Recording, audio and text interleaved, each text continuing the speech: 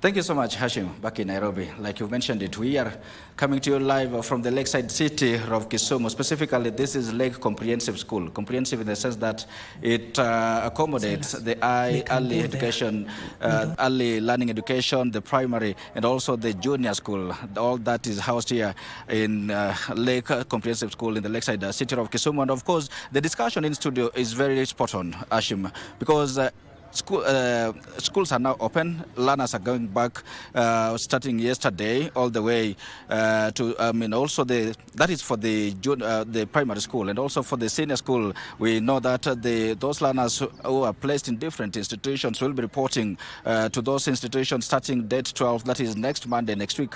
And of course, we'll be also within those schools to just carry out and try to see how that situation pans out. But then our interest of being at Lake Comprehensive School this morning is just regarding the confusion that is surrounding the placement of grade 10 learners in those senior schools. Remember, the pathways are determined and are supposed to guide their learners through the career pathways. But then the discussion I've had with some of the parents, some of the education stakeholders, they claim that the learners at that particular age, that is because averagely they are 14 or 15 years, those stakeholders claim that at that age the learners are quite misinformed or uninformed to decide their career pathway. And now their recommendation is that there needs to be an introduction or the establishment of career departments within the schools, the learning institutions, both primary and secondary, and also these departments be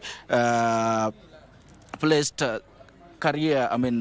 qualified career masters. And just this morning, I want to find out from the head of institution here at Lake if really they have a department like such, and what mechanisms do they have to guide the learners in terms of deciding and selecting their career pathways. And Mr. John, that is the point I'll bring you in. So you can stand here and look into the camera. There are viewers watching right now, and they want to know, at Lake Comprehensive School, how do you guide learners in deciding their pathways?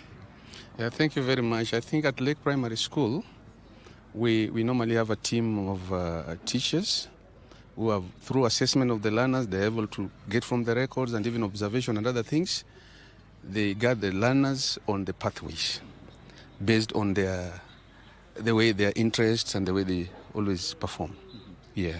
And you find that the placement of the grade 10 learners in different senior schools, I know they were given an opportunity to select up to 12 senior schools, but then one of the factors that is considerable is the outcome of the KJSA that they undertook late last year. Do you think the outcome of this particular assessment reflects the interest of the learner? Yeah, obviously, because there were 3 pathways, and almost, is it 85% of the NANI was STEM, and then there was social science and the other one. So I think basically somebody had to find a place. So STEM took the majority part of it, and most of them took the STEM pathway. Yeah.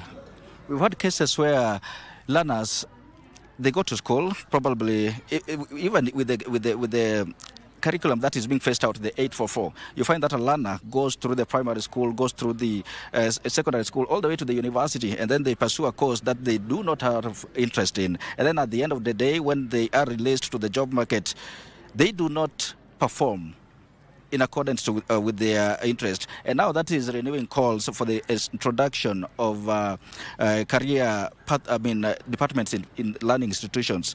How is it here at Lake Primary?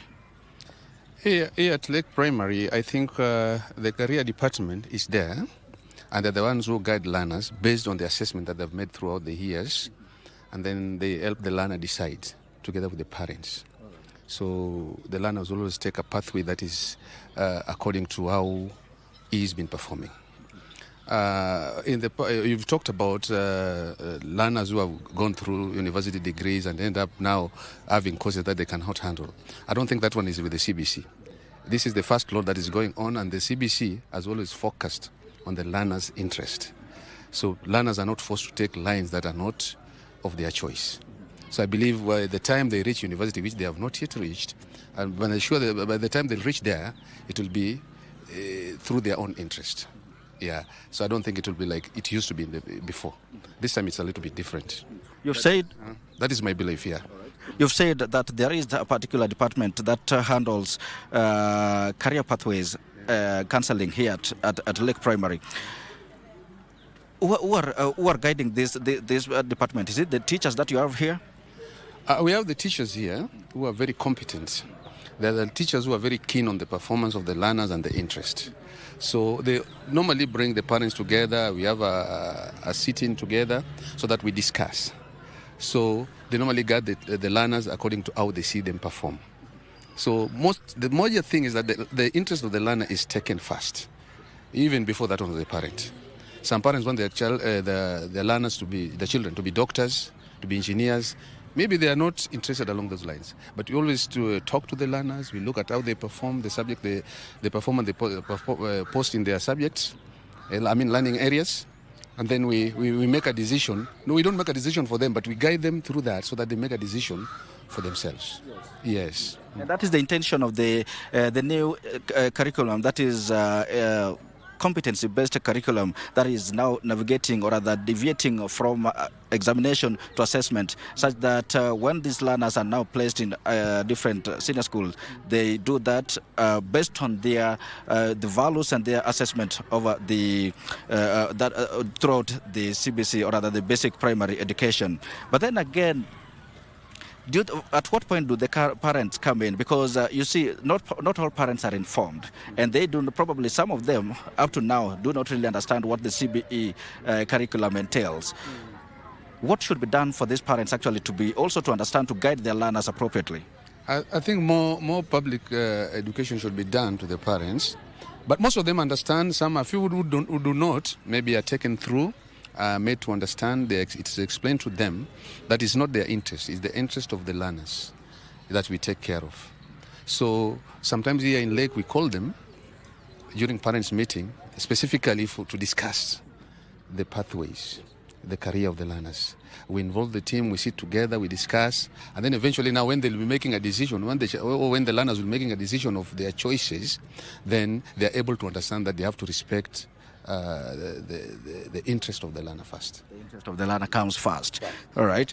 And my very last question to you. There was the initial placement by the Ministry of Education of the grade 10 learners in different senior schools. Some parents and learners raised complaints, and now there was a review window that came to a close. And now starting today, date 6 all the way to Friday, that will be 9th. This is the second window that is allowing some students who are not placed yet to review their choices. And the Ministry of Education says this can be done.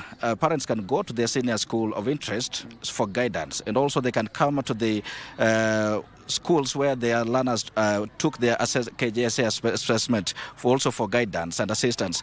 Have you seen such a case here at your school? Yeah, they have come. I'm also a parent, and my boy learned here, and happened to be called in a school somewhere in Korea. So because he's a sickling, I thought that maybe that was misplaced.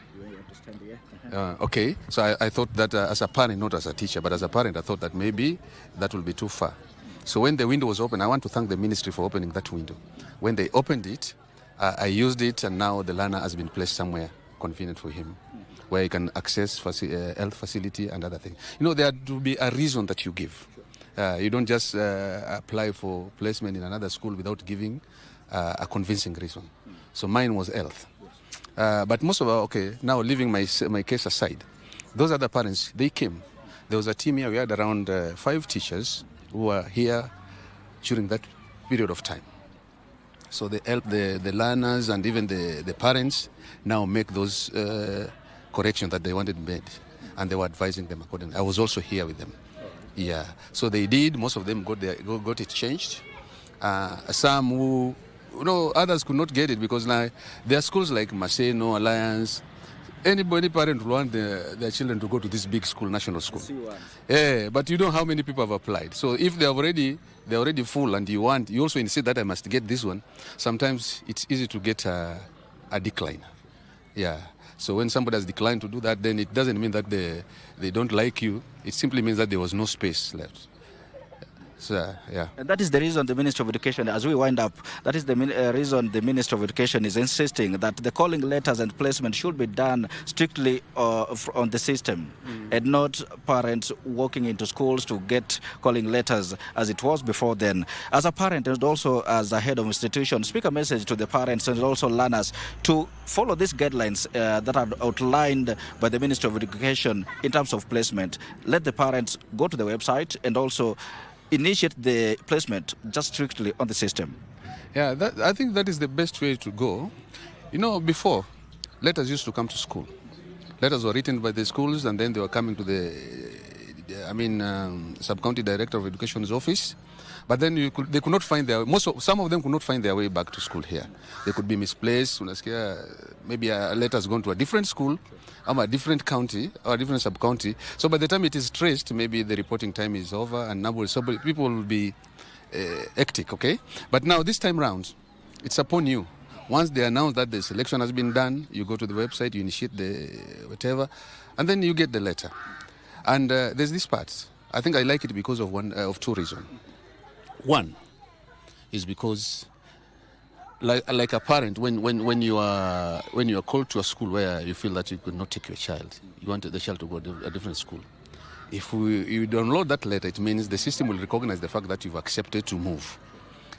And if you don't, then it means you have another alternative that you are seeking.